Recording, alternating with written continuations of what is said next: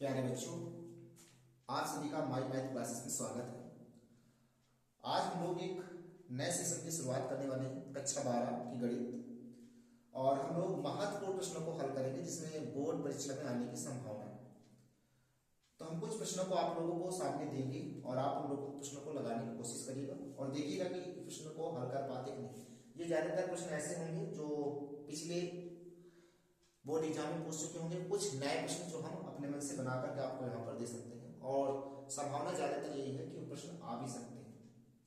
चलिए हम अपने नए सेशन की शुरुआत करते हैं पहले प्रश्न से, जिसमें हमारा पहला प्रश्न कह रहा है यदि पी ए बराबर, यदि ये प्रायिकता से संबंधित प्रश्न है। पी ए बराबर दिया है 0.6 और पी बी बराबर दिया है 0.3 और पी बी बटे ए 0.2 दिया है। तो हमें पी इंटरसेक्शन बी का मान निकालना है। तो इसका सबसे पहले हमें क्या पता होना चाहिए? फार्मूला। अगर आपको फार्मूला पता है तभी आप इन प्रश्नों को हल कर सकते हैं। तो यहां पर होगा पी ए इंटरसेक्शन हमें बी का मान निकालना है। इसका सूत्र होता है पी बी बटे ए बराबर पी ए इंटरसेक्शन बी बटे पी ए। और एक सूत्र होता है यहां पर इसी का जस्ट उल्टा, ए बटे बी होगा तो यहां पर बी होगा। तो आप इसको याद रखिएगा, अगर यहाँ ए बटे बी है तो यहाँ पर बी लिखा जाएगा। चलिए इनको देखते हैं। इसकी वैल्यू कितनी दी है? 0.2, तो यहाँ 0.2 लिखेंगे और इसकी वैल्यू हमें दिया है, इसकी निकालनी है पी ए इंटरसेक्शन बी और बटे पी ए की वैल्यू कितनी दी है? 0.6। और अब तीरे गुणा करा देंगे इसका।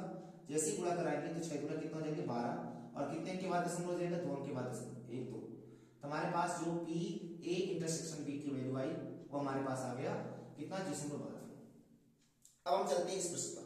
इस प्रश्न को हल करने के लिए हम इसको देखिए, इस प्रश्न को हल करने के लिए हमें कहीं क्या रहा है? इस सदिश से संबंधित है और सदिश से शायद आप लोगों को एक दो क्वेश्चन देखने को मिलेंगे। जैसे इसमें वेक्टर ए बराबर दिया आई कैप माइनस 2 जे कैप प्लस के कैप तथा वेक्टर बी बराबर 2 माइनस का 2 जे आई कैप प्लस का 4 जे कैप प्लस का 5 के कैप हो। तो mod vector A plus vector B mod का मान ज्ञात कीजिए। तो आपको सबसे पहले क्या निकालना पड़ेगा? Vector A plus vector B आप पहले निकालिएगा, यानी सदिश का योग। तो सदिश का योग कैसे करना है?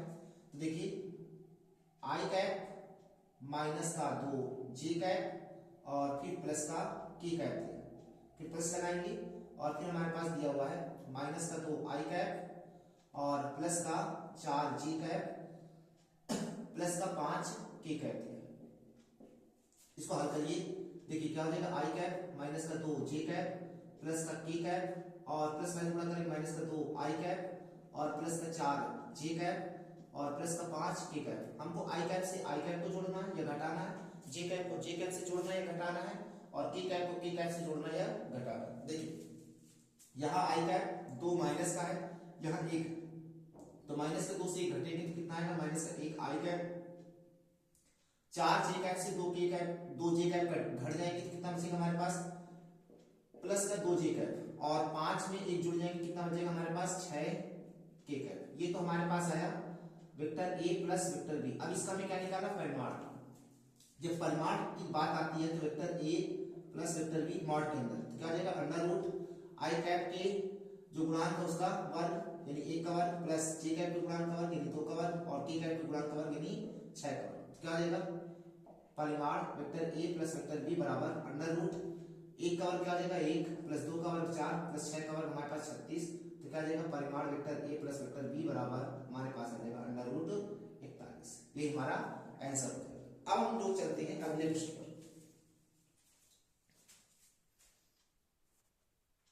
देखिए ये हमारा प्रश्न तीसरा है। तीसरा क्या कह रहा है? y बराबर log x को तो dx का मान देखिए। ये हमारा अवकलन का सवाल है, हम लोग इसको हल करते हैं। देखिए क्या होगा हमारे पास जो प्रश्न तीसरा है वो क्या दिया है? y बराबर log x।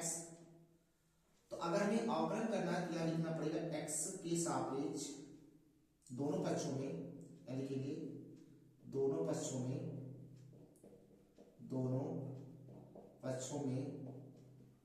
x के सापेक्ष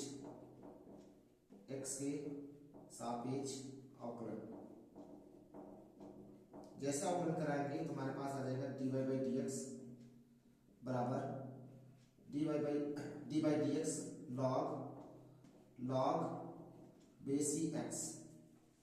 जब आप इसको हल करोगे तो हमारे पास आ जाएगा dy बाई डी एक्स बराबर लॉग का इस पूरे को x मान के करेंगे तो क्या आ जाएगा हमारे पास 1 अपॉन लॉग x, क्या आ जाएगा 1 अपॉन लॉग x। फिर से इसका हो जाएगा dy by D x log x। अब जब log x का करेंगे तो x का क्या हो जाएगा हमारे पास, log x का जो अवकलन होता है वो क्या हो जाएगा हमारे पास इंटू 1 अपॉन x। अब आप इसको सही से लिखिए dy बाई डी एक्स बराबर आ जाएगा 1 upon x log base x, ये हो जाएगा हमारे पास आंसर। अब हम चलते हैं चौथे प्रश्न पर। चौथा प्रश्न हमारे पास कैसा रहता है कि समाकलन, अब एक समाकलन से भी सवाल आप कर सकते हैं। देखिए समाकलन क्या दिया है, cos की पावर 4x माइनस का sin की पावर 4x dx का मान ज्ञात कीजिए। तो हमारे पास इंटीग्रेशन दिया है i cos 4x minus sin 4x और ये क्या आ जाएगा dx। इसको पहले आप हल करिएगा तो इसको आप क्या लिख सकते हैं, इंटीग्रेशन cos स्क्वायर x का होल स्क्वायर और माइनस sin स्क्वायर x का होल स्क्वायर और ये क्या हो जाएगा dx। ये हो जाएगा a square minus b square, तो एक ब्रैकेट में इसको प्लस से लिख लेंगे यानी cos स्क्वायर x प्लस का sin स्क्वायर x और दूसरे ब्रैकेट में हो जाएगा cos स्क्वायर x माइनस का sin स्क्वायर x और dx। इसकी वैल्यू तुम जानते हैं, इसकी वैल्यू क्या होने वाली है, 1 होने वाली, और इसकी वैल्यू हम जानते हैं, इसकी वैल्यू क्या होने वाली है cos 2x। इसको आपने पढ़ा होगा cos square minus sin square x इसके बराबर होता है cos 2x। अब आप इसको सही से इंटीग्रेशन कर लीजिएगा, क्या हो जाएगा cos 2x का इंटीग्रेशन क्या होता है, cos 2x का होता है हमारे पास sin 2x और 2x का फिर से इंटीग्रेशन करेंगे तो हमारे पास 2 आएगा और प्लस क्या हो जाएगा c, यही हमारा क्या हो जाएगा आंसर। अब हम लोग चलते हैं अगले प्रश्न। अगला प्रश्न कह रहा है यदि y बराबर माइनस cos x हो तो हमें d2y बाई dx स्क्वायर का मान ज्ञात करना है, यानी 2 बार हमें अवकलन करना पड़ेगा। कितनी बार अवकलन करना पड़ेगा, 2 बार अवकलन करेंगे जब हम इसको हल कर पाएंगे। तो देखिए 2 बार कैसे अवकलन करेंगे। अब हमारे पास पांचवा प्रश्न है, हमें दिया है y बराबर क्या दिया है माइनस का cos x, वही प्रक्रिया करेंगे दोनों पक्षों में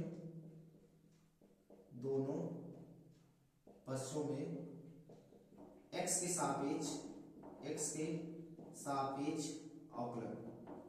जब x के सापेक्ष अवकलन करेंगे तो हमारे पास क्या जाएगा dy बाई डी एक्स किसके बराबर हो जाएगा minus D by D x cos x।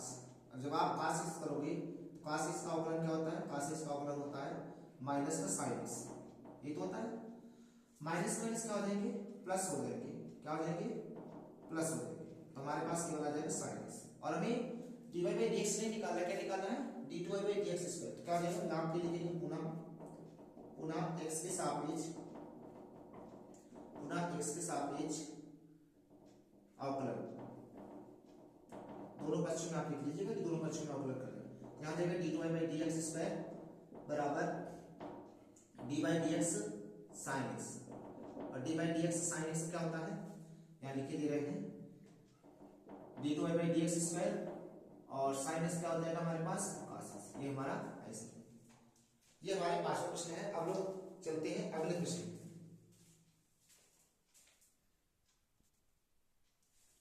देखिए हमारा जो छठा प्रश्न है वो आव्यूह है। इसमें क्या रखा है कि x plus Y 2 5 plus Z X Y बराबर 6 2 5 8 तब x y तथा z का मान क्या होगा। अगर ऐसे सवाल आते हैं और ऐसे आव्यूह हमारे कहलाते हैं समान आव्यूह, तो हम लोग प्रश्न छठे को हल करते हैं। समान आव्यूह के कैसे प्रश्न हल करेंगे और इसमें x और y के मान कैसे निकालेंगे। तो हमारे पास दिया है x प्लस का y और 5 प्लस का z 2 और xy ये दिए, और इसके बाद बराबर करके दिया हुआ है हमारे पास 6 2 5 8। क्या करने वाले हैं, जो पहली पंक्ति है पहली पंक्ति को पहली पंक्ति से तुलना करेंगे, दूसरी पंक्ति को दूसरी पंक्ति से तुलना करेंगे। तो यहाँ पर हम लिखेंगे x प्लस वाई किसके बराबर कर देंगे 6 के, इसको समीकरण फर्स्ट मान लेंगे। और यहाँ पर हम लिखेंगे 5 प्लस जेड किसके बराबर रखेंगे 5 के। यहाँ से जेड की वैल्यू निकल आएगी, जेड की वैल्यू कितनी आ जाएगी, जेड की वैल्यू हमारे पास आ जाएगी 5 माइनस का 5, तो जेड बराबर कितना आ जाएगा 0। तो जेड की वैल्यू तो हमें पता होगी क्या होगी 0। अब हम चलते हैं एक्स वाई, फिर हमें दिया एक्स वाई बराबर कितना आ जाएगा हमारे पास 8। और अगर यहाँ से हम y की वैल्यू निकालें समीकरण 1 से, तो समीकरण 1 से y की वैल्यू कितनी आ जाएगी? समीकरण 1 से अगर y की वैल्यू निकालेंगे, इसको समीकरण तो 2 मान लीजिएगा, समीकरण अगर 1 से y की निकालोगे समीकरण 1 से, तो समीकरण 1 से हल करोगे तो y की वैल्यू आ जाएगी हमारे पास 6 माइनस का x, इसको मान लेते हैं समीकरण 3। अब यही y का मान कहाँ रख देंगे? 2 में, यहाँ लिखेंगे समीकरण 2 से। जैसे समीकरण 2 से हल करेंगे तो हमारे पास आ जाएगा x y बराबर 8 और y की जगह पर हम रखेंगे क्या? 6 माइनस का x बराबर 8। अब जब इसको हल करेंगे तो कितना आ जाएगा हमारे पास? 6 का x को गुणा करेंगे 6x माइनस का x स्क्वायर बराबर हमारे पास 8 आ जाएगा। इनको उठा के उधर ले जाएंगे तो x स्क्वायर प्लस का हो जाएगा, ये माइनस का 6x हो जाएगा और ये प्लस का 8 ही रहेगा बराबर 0। 8 कैसे खंड करेंगे कि जोड़ने पर 6 प्राप्त हो, दो घात समीकरण बन गए, 4 प्लस 2 अर्थात 4 गुना 8 प्लस बराबर 0। क्या हो जाएगा हमारे पास? एक्स स्क्वायर माइनस का 4 के x में गुणा करेंगे 4x प्लस माइनस गुणा करेंगे माइनस का 2x प्लस का 8 बराबर क्या हो जाएगा 0। इसमें खंड लो, कॉमन लो, क्या कॉमन मिलेगा? इस वाले में कॉमन मिलेगा x, क्या आ जाएगा x माइनस का 4 और इस वाले कॉमन मिलेगा माइनस का 2, तो x माइनस का 4 बराबर 0। ये खंड जो है तुम्हारे सेम मिलने चाहिए, तो क्या आ जाएगा? एक ब्रैकेट में x माइनस 4 और एक ब्रैकेट में x माइनस 2 बराबर 0। अगर हम इसी को x माइनस 4 को 0 के बराबर रखेंगे तो x बराबर क्या आ जाएगा हमारे पास? 4 आ जाएगा। और फिर इसी प्रकार अगर हम x माइनस 2 को 0 के बराबर रखेंगे तो x बराबर क्या आ जाएगा हमारे पास? 2। तो x के 2 मान आएंगे, जब x के 2 मान आएंगे तो y के भी 2 मान आएंगे समीकरण 3 से। समीकरण 3 से, समीकरण 3 में क्या है? y बराबर हमारे पास दिया है 6 माइनस का x। अगर हम x की वैल्यू 4 रखते हैं तो y की वैल्यू क्या आ जाएगी? 6 माइनस 4 अर्थात 2 आ जाएगी। अगर x की वैल्यू अगर हम 2 रखते हैं तो y की वैल्यू क्या आ जाएगी? 6 माइनस 2 अर्थात 4 आ जाएगी। फिर हमें यहाँ पर ध्यान देना है कि y का मान अलग अलग आएगी अगर x की वैल्यू हम अलग अलग हिसाब से रखते हैं। अब हम चलते हैं 7वें प्रश्न। 7वां प्रश्न हमारे पास क्या क्या रखा है? देखिए 7वां प्रश्न बहुत अच्छा है, जो इंटीग्रेशन से है और ये संभवतः शायद आप लोगों के 5 नंबर आने की संभावना रहती है। 5 नंबर आ सकता है, लेकिन बड़े क्वेश्चन में देखने को ज्यादा मिलता है ऐसे प्रश्न। तो देखिए ऐसे प्रश्नों को हम लोग हल करते हैं। देखिए ऐसे प्रश्न ज्यादातर हम लोग आंशिक भिन्न से हल करने की कोशिश करेंगे। आई बराबर लिखेंगे इंटीग्रेशन x बटे x माइनस का 1 x माइनस का 2 और x माइनस का 3। अगर हम इसको आंशिक भिन्न से हल करेंगे तो आंशिक भिन्न से कैसे हल करेंगे? आंशिक भिन्न से कैसे लिखेंगे इसको? x बटे x minus 1 x minus 2 x minus 3 बराबर क्या हो जाएगा? अलग अलग फलन कर लेंगे, x माइनस 1 प्लस b बटे x माइनस 2 और प्लस c बटे x माइनस 3। अब हम क्या करेंगे? इनकी गुणा कराएंगे तो x बटे x माइनस 1 x माइनस 2 और x माइनस 3। यहाँ x minus 1 x minus 2 x minus 3 लासा मिल जाएगा, तो क्या बचेगा हमारे पास? x माइनस 1 से x माइनस 1 कट जाएगा तो a बराबर आ जाएगा x माइनस 2 और x माइनस 3 प्लस b से x माइनस 2 कटेगा तो क्या बचेगा? x माइनस 1 और x माइनस 3 फिर प्लस का जो c से काटेंगे क्या हो जाएगा? इस वाले c से कट जाएगा तो क्या बचेगा? x माइनस 1 और x माइनस 2। अब आप इसको हल करिएगा, ये से ये तीनों क्या हो जाएंगे? कट जाएंगे। हमारे पास क्या आ जाएगा? x बराबर हमारे पास a बराबर आ जाएगा, इसको गुणा करो, ये हो जाएगा x स्क्वायर माइनस का 5x और प्लस का 6। इसी तरह इसका जब आप हल करोगे तो b बराबर आ जाएगा हमारे पास x स्क्वायर माइनस का 4x और प्लस का 3। आप इनको हल करिए, गुणनखंड है, आप इनको हल कर सकते हैं। प्लस c ब्रैकेट में x स्क्वायर माइनस का 3x और प्लस का क्या हो जाएगा हमारे पास? अब आप इनको हल करो, x बराबर a x स्क्वायर माइनस का 5ax और प्लस का 6a प्लस इसका जब आप हल करोगे तो b x स्क्वायर माइनस का 4bx और प्लस का 3b plus c x square minus का 3cx और प्लस का क्या हो जाएगा हमारे पास? 2c। जो x स्क्वायर वाले उनको एक तरफ कर लो, आप x स्क्वायर कॉमन ले लो तो क्या बचेगा? a और यहाँ पर क्या हो जाएगा? b और कोई है यहाँ पर c, यहाँ c ले लेंगे। फिर x कॉमन ले लो तो हमने x कॉमन ले लिया तो क्या बचेगा? 5a प्लस का 4b क्योंकि माइनस माइनस हो जाएंगे, ये माइनस माइनस का हो जाएगा प्लस और 3c। और कोई बचा हमारे पास कांस्टेंट वैल्यू बची है, हमारे पास 6a बचा है प्लस का 3b बचा है और प्लस का 2c बचा है। अब हम ऐसे तुलना करेंगे, एक्स स्क्वायर इधर आई नहीं है तो यहाँ लिखेंगे a plus b plus c बराबर 0। इसको समीकरण फर्स्ट मान लेंगे, इसको समीकरण क्या मान लेंगे, फर्स्ट मान लेंगे। देखिए यहाँ ऊपर लिखे देखेंगे और इसके बाद फिर हमारे पास 5a प्लस का 4b और प्लस का 3c किसके बराबर जाएगी, माइनस के, क्योंकि x गुणा किए इधर एक है, इधर 5a plus 4b plus 3c इसके किसके बराबर रहेगा, माइनस के। अचर पद हमारे पास क्या, इसको समीकरण आप 2 मान सकते हो और अचर पद आपका 6a और प्लस का 3c 3b है और प्लस का 2c किसके बराबर है, 0 के। इसको समीकरण आप क्या मान सकते हो, 3। तो आपके 3 समीकरण दिए, एक ही समीकरण दिए, इनसे आप हल कर सकते हो। कैसे हल करेंगे, अगर हम समीकरण 1 2 3 के आधार पर पहले और दूसरे को लेते हैं तब उसको हल करते हैं। तो देखिए इनको हल करते हैं, इसको आप याद रखिएगा मान, और फिर से हम चलेंगे इनको हल करते हैं। देखिए इतना है मान, देखो हम यहाँ लिखते हैं समीकरण 3, अगर 3 में गुणा करें कितने का, 6 का, और इसमें कितने गुणा करें हम, इसमें हम गुणा करें 5 का, तो ये तो हो गया 3 व 4 से। इसका जब इसमें गुणा करेंगे 6 पंचे 30 और प्लस का 24b और प्लस का 18c बराबर माइनस का 6। इसमें जब गुणा करेंगे, इसमें जब आप गुणा करोगे तो कितना जाएगा, 6 पंचे 30 और प्लस का 18b और प्लस का 5 गुना 5 3 15 हो जाएगा, 5 3 15b और 5 गुना 10c बराबर 0। ये समीकरण तुम्हारा 2 है और ये समीकरण तुम्हारा 3 है। जब आप हल करोगे इन दोनों क्या करने पर, घटाने पर, जब आप घटाओगे तो प्लस है तो माइनस, प्लस है तो माइनस, प्लस है तो माइनस, प्लस है तो माइनस, इससे क्या हो गया, कट गए। 24 से 15 घटाओगे तो आप कितना बचेगा, 9b प्लस का, और इसको घटाओगे तो प्लस का 8c बचेगा बराबर, ये क्या हो जाएगा, माइनस का 6c। तो हमारे पास एक ये अलग समीकरण क्या है, समीकरण 4 मान लेंगे। अब हम चलते हैं समीकरण पहले और तीसरे को रखते हैं, पहले और तीसरे को रखेंगे तो लिखेंगे समीकरण पहले व दूसरे से।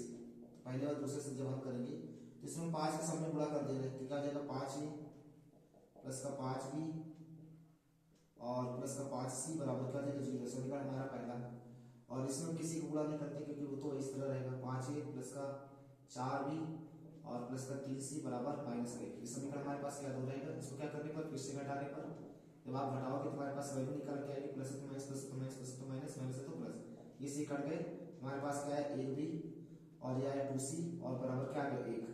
अब ये वाले समीकरण से फिर से हम हल कराएंगे तो क्या आ जाएगा हमारे पास, जब आप हल कराओगे समीकरण 4 व 5 से, समीकरण 4 व समीकरण 5 से, समीकरण 4 व 5 से हल करोगे तो यहाँ पर 9 है तो इसमें हम 9 को गुणा कराते हैं तो 9b प्लस का 8c बराबर माइनस का 6। जब आप गुणा कराओगे तो 9 का b गुणा कराओगे क्या आ जाएगा, 9b और प्लस 9 दूना 18c बराबर 9 का 9। ये समीकरण हमारे पास 4 था और ये समीकरण हमारे पास 5। क्या करने पर, फिर से घटाने पर, तो घटाओ क्या आ जाएगा, प्लस है तो माइनस, प्लस है तो माइनस, प्लस है तो माइनस, कट गए। हमारे पास क्या आ गया, माइनस का 10 किसके बराबर, माइनस का 15, माइनस माइनस कर देंगे तो c बराबर क्या आ जाएगा, 15/10, काटो 5 3 15 5 2 10, c की वैल्यू कितनी आ गई, 3/2। अब ये c का मान यहाँ रख देंगे समीकरण 5 में, समीकरण 5 में जब आप समीकरण 5 में चलोगे तो क्या आ जाएगा, b प्लस का 2c बराबर 1। तो b बराबर क्या आ जाएगा, 2 गुणे c की वैल्यू कितनी, 3/2 बराबर 1, 2 से 2 कट जाएगी तो b प्लस 3 बराबर क्या आ जाएगा, 1। तो b बराबर क्या आ जाएगा, 1 माइनस 3 अर्थात कितना आ जाएगा, माइनस 2। तो b की वैल्यू आई। अब यहाँ पर हम समीकरण 1 में रख देंगे, समीकरण 1 से क्या आ जाएगा, a प्लस b की वैल्यू माइनस का 2 प्लस c की वैल्यू 3/2 बराबर 0, क्योंकि 0 है ना। तो a माइनस का 2 दूना 4 हो जाएगा प्लस का 3/2 बराबर क्या हो जाएगा, 0। जब आप इसको हल करोगे तो क्या आ जाएगा हमारे पास, a 4 में से 3 कटेंगे तो हमारे पास आ जाएगा -1 और उधर जाएगा प्लस का 1/2। तो a की वैल्यू आ गई। अब सब वैल्यू कहाँ रखेंगे, यहाँ पर। तो हमें सबसे पहले इसमें करना क्या था, ए और बी सी की वैल्यू निकाल लेना था और यहाँ पर रख लेना था और वैसे भी हल हो गया। अब इनको आप हल करिए। तो हमारे पास जो वैल्यू है वो क्या है, तो आप याद रखिएगा ए बी सी, ध्यान से देखिए। अब यहाँ पर हमारे पास हो जाएगा समाकलन ए बटे एक्स माइनस एक डी एक्स प्लस समाकलन बी बटे एक्स माइनस दो डी एक्स प्लस समाकलन सी बटे एक्स माइनस तीन। अब इनको हल करें। ए की वैल्यू कितनी दी है, एक बटे दो, तो एक बटे दो बाहर कर लेंगे, समाकलन एक बटे x minus one D x और प्लस बी की वैल्यू कितनी है हमारे पास, माइनस का दो बाहर कर लेंगे, हमारे पास माइनस का दो आ जाएगा, समाकलन एक बटे एक्स माइनस दो डी एक्स और प्लस सी की वैल्यू हमारे पास कितना है, तीन बटे दो बाहर कर लेंगे, हमारे पास आ जाएगा एक बटे एक्स माइनस तीन और डी एक्स। भाई सी की वैल्यू रख देंगे और हल कर देंगे। और एक वन अपान एक्स, भाई वन अपान एक्स में क्या होता है, लाभ ही तो होता है, log x होता है, log x की वैल्यू यहाँ रख देंगे। तो क्या आ जाएगा, एक बटे दो log x minus one minus दो log x माइनस दो प्लस तीन बटे दो log x माइनस वन, यही हमारा आंसर। तो अगर ऐसे सवाल आते हैं तो आप इनको ऐसे सवाल हल करिएगा। आज के सेशन में हम लोग इतने ही सवाल रखते हैं और अगले सेशन में हम लोग और भी क्वेश्चन हैं जो महत्वपूर्ण प्रश्न है उनको भी हल करेंगे। और आप कमेंट करके बताइएगा कि आपका सेशन कैसा लगा, और अगर अच्छा लगा तो आप लाइक कीजिएगा और चैनल को सब्सक्राइब कीजिएगा और ज़्यादा से ज़्यादा अपने दोस्तों को शेयर कीजिएगा ताकि वो भी इस सेशन के साथ जुड़ सके और अपनी मैथ में कमजोरी को दूर कर सके। Thank you.